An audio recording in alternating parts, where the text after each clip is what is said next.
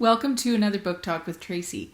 Last time I read a short portion of the book Three Strand Cord from Tempest's point of view, and so I thought I would continue with that. Today we're going to be reading from Stella's point of view. Now, Stella is from Texas. She is a no-nonsense kind of girl. She's a take-charge kind of girl, and unfortunately, when she gets back to her father's ranch after finishing her degree, she finds that she's attracted to both of her childhood friends, Zane and Blue. They've lived on the ranch their whole lives, and their father is the foreman of the ranch. And so it's putting her in a very awkward position, to say the least.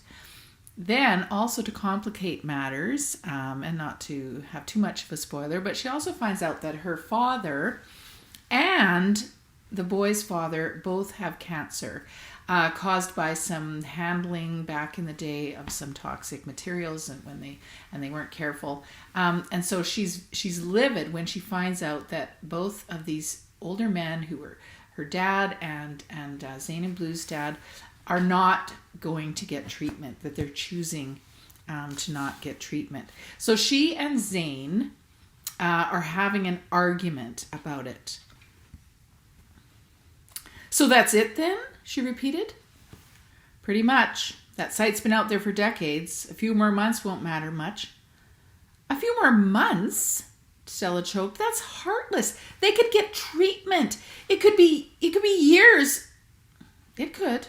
They're both stubborn old men, but in the meantime, I'll honor their wishes and let the chips fall where they may," Zane said. Stella sat for a few seconds in silence. Then she slapped her knees and stood up. "Well, I guess there's nothing more to say." "Be careful with my brother," Zane said, before she could step away. Stella sucked in a breath. "What?" "Blue. He might seem worldly, but he's not really. He's hardly been off the ranch." "What are you implying?" "I would imagine you've had a lot more experience. Your higher education wasn't all about books, was it, Stella?" "I should slap you." Stella clenched and unclenched her fists, keeping them safely at her side. "I wouldn't advise it." Zane unfolded himself and stood also. "For your information, most of my time in Boston was about books. I worked my butt off. I didn't have time for relationships." "Could have fooled me." "And just where are you getting your information?" Her eyes snapped. "I saw you," he stated, "kissing Blue." There was a sinking feeling in Stella's chest. She felt like crying again, and she blinked rapidly, her breath coming in shallow spurts. "That was nothing." "It didn't look like nothing," he said. "So what?" She lifted her chin. "It's bad enough you keep tabs on his every move at work. Now you're going to tell him what to do after hours, too?" They stood glaring at one another. The last thing Stella expected was what happened next. Zane reached for her and pulled her to him, his mouth descending on hers with sudden force. She could have fought back, struggled to free herself.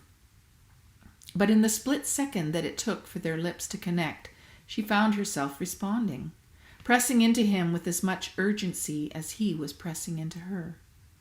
His cowboy hat slipped off, landing on the wooden veranda with a distant thud as her hands tangled in his hair.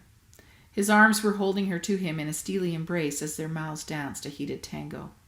"Stop!" Stella finally came to her senses and pulled away. This is nuts."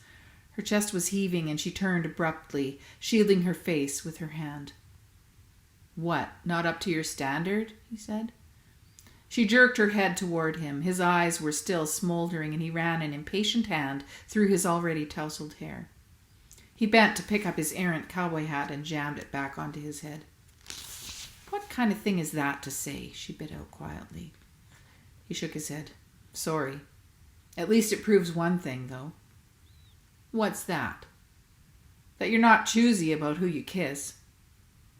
She looked at him sharply, but she couldn't tell if it was meant as a joke or if he was being serious. He sighed heavily.